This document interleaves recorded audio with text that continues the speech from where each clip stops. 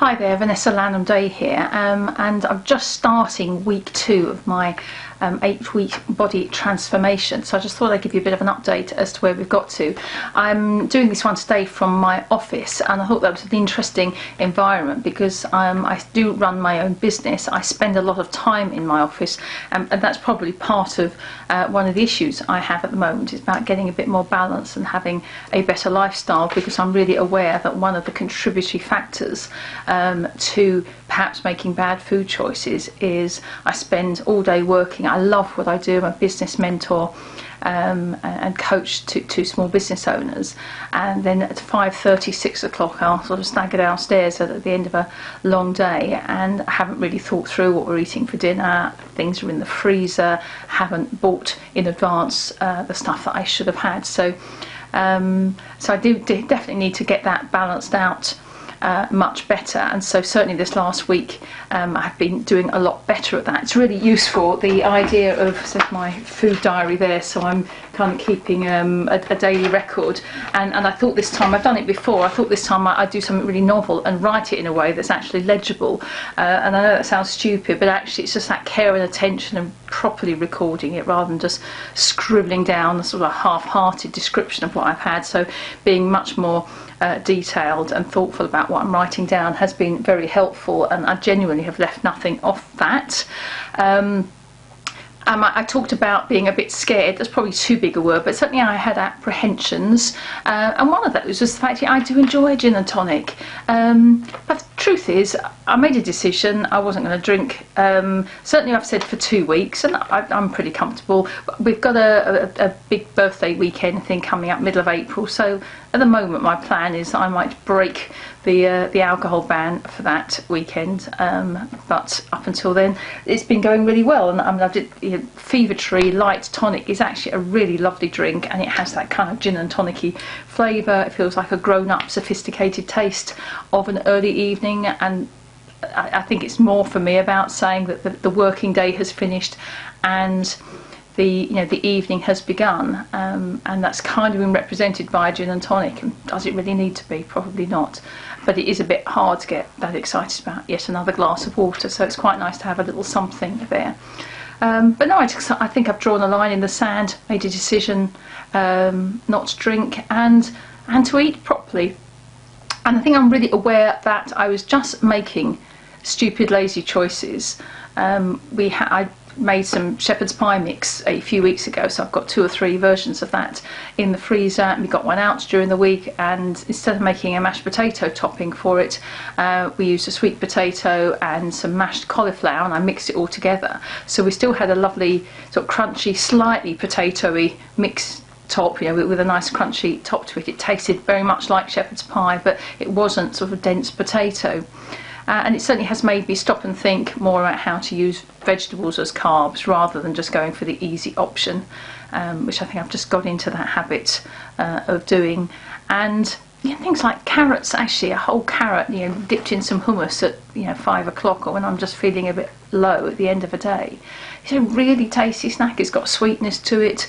I've been eating raspberries and strawberries, like they're going out of fashion. I mean, it's a lovely time of year.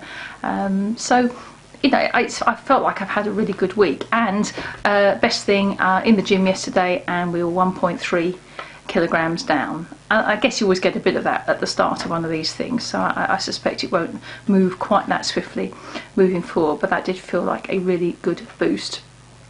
Wanted to just talk a bit about this. Testing week I know is coming up, so everyone's going to be doing one of these, but it's the in-body scan thing, the machine that's up in the corner of the studio. So it's interesting. What I really liked, I mean, it's got loads of detail on it, lots of scientific stuff, most of which I haven't quite taken on board yet, and I think we're going to be doing this again after 8 weeks. What it's told me is, well, it believes I'm quite a lot overweight. I to be honest, don't agree, but that's based on BMI, which I think there's lots of arguments about. But if I were to, they want me to lose 16k or 14k, I think it's about 10 more than I want to lose. I know I couldn't maintain that and don't want to maintain that and don't want to live a lifestyle where I maintain that. That's not me. I know certainly I've set a goal of losing 4 during this programme, but in an ideal world I'd like to lose probably 6 or 7, and I know when I'm at that weight I look great, I feel great, so that's right for me. But I think what's interesting, it looks here at, what's it say here, we've got weight, skeletal muscle mass and body fat. So obviously it would want more muscle mass and less fat, and so the impact of that, because my weight's higher than it should be, my muscle mass is less than it should be, and the fat's higher than it should be, it gives this C effect here. And in their ideal version, obviously my weight's down, my muscle mass is up, and the fat's down, so we get more of a D curve there. So I think that's really interesting, and that makes it really easy to take on board. So anything that first of all takes it to a straighter line and then more into a D is good. I really like the fact it brings it to a single figure. I've come out as a 70, which is on that borderline of, you know, it's the start of being normal, and I guess if my body fat was less than it is now, and it's about 8% higher than it was in 2015, so I'm hoping I can tackle that quite quickly. So my goal would be, could I get that figure to 80? 80 is the start of what InBody believes, I wouldn't say exactly athletic, I don't think it's Olympian, but at 85 to 90 you're certainly getting into the sort of super fit department. So at some point in the future, whether we'll achieve it in 8 weeks, I don't know, but to get closer to that 80, and I do like the fact it comes to a single figure, because you can always argue the balance of the different bits, but bringing it to a single figure is kind of absolute, isn't it? And perhaps with my discrepancy of what I'd like my weight to be and what they want it to be, maybe we've always got an inbuilt limitation as to how close to 80 I can get, but reality is anything above where I'm starting is going to be a good thing. So I hope that was really useful, so pleased to do that, but I think we do it once in the middle and then once at the end, but otherwise I'm just weighing myself.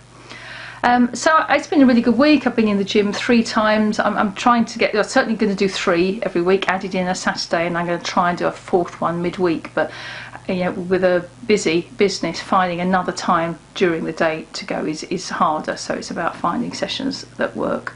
But certainly beginning to feel a lot more like the old me. My energy's coming back. I felt I could really get stuck in it in the gym, and I haven't felt like that for a couple of months with the flu thing hanging over me. So I'm really pleased. So good start. So yeah, nothing holding me back other than, I don't know, the stuff that goes on up there. But so far we're in control of that.